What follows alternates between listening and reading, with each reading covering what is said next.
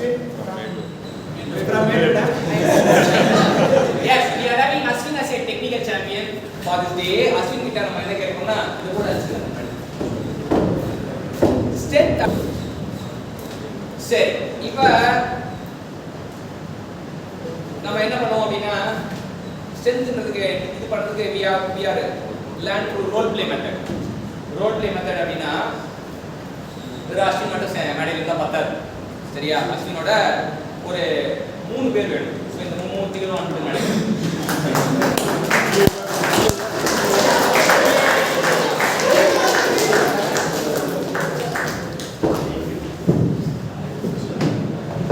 So ஒரு பாடி நம்ம படிக்க போகிறது செத்தாமட்டில்னா நம்ம என்ன பாடி எடுக்கணும்?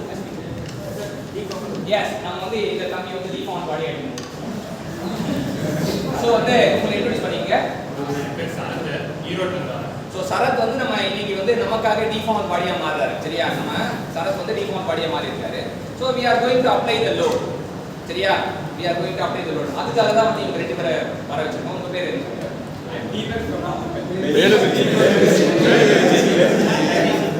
ஸோ தீபக், ஜெகதீசன், சரத் இருக்காங்க. சரி வாங்க.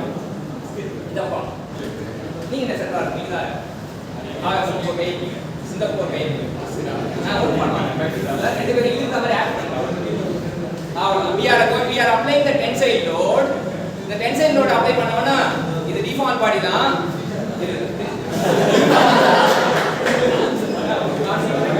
டிஃபார்ம் பாடி இப்போ லோட் கொஞ்சம் டென்சைல் லோடு ஆனா டிஃபார்ம் ஆகணும். டிஃபார்ம் ஆகும்போது என்ன ஆகும்னா டிஃபார்ம் ஆகும்போது என்ன ஆகும் அப்படின்னு பாத்தீங்கன்னா டிஃபார்ம் ஆகுறதுக்கு முன்னாடி உடனே டிஃபார்ம் ஆயிடாது. உடனே டிஃபார்ம் ஆகாது. என்ன பண்ணனா நீ இப்போ இவங்க 2 பேரும் வந்து என்ன பண்றாங்கன்னா நீ உருமாறுன்னு சொல்றாங்க. சரியா? we are applying the load to change the shape. ஆனா இந்த பாடி என்ன பண்ணும்? மாற மாட்டேன். ஆமா மாறவே மாட்டேன். சோ இதான் வந்து ஸ்ட்ரென்த். இந்த மாற மாட்டேன்னு சொல்றான் இல்லையா? இதான் ஸ்ட்ரென்த். சரியா? டைம்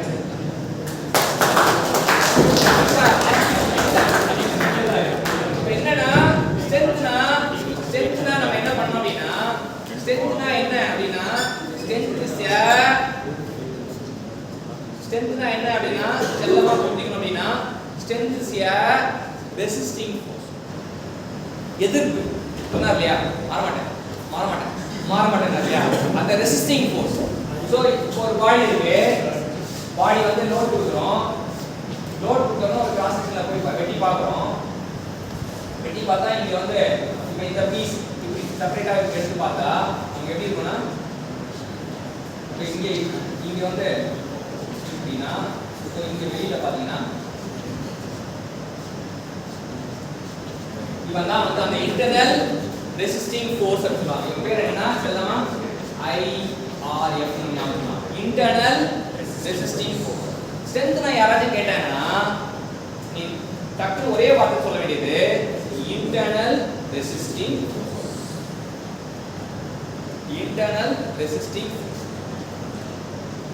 இல்லைன்னா எதுக்கு ரெசிஸ்ட் பண்ணுது? Against deformation. மாற மாட்டேன் இல்ல. அப்ப strength is a internal resisting force against deformation when it is subjected to external load on the external.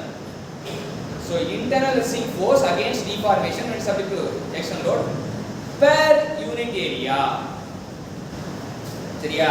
இப்ப ஏன் ஏரியாவை கொண்டு வராங்க அப்படின்னா வெறும் ஃபோர்ஸா மட்டும் பார்க்கும்போது ஒரு புரிதல் இருக்குன்னா per unit area ஒரு காமனா ஒரு பாராமீட்டர் வச்சுக்கிட்டு பார்த்தா நமக்கு இன்னும் கொஞ்சம் ஆழமா புரியும்.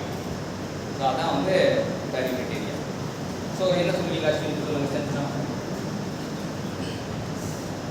strength is a resistive force. internal உள்ளுக்குள்ள Strength is a internal resistive force against deformation when it is subject to external load per unit area. அவ்வளவுதான். ஆனா சொன்னாலும் வந்து அது 100% கிடையாது, 90% தான்.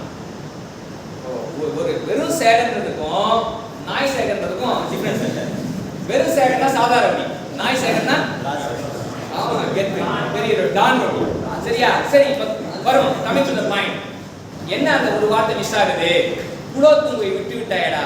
நீ சொன்னாதானே நான் சொல்லுவேன். நீ சொல்லும் போதே பாதி மறைச்சுதான் சொன்னேன் அப்படின்னா அவன் வந்து it is a maximum internal resisting force against deformation when it is subject to external load per unit area. சொல்லுங்க. It's a maximum resisting force against deformation.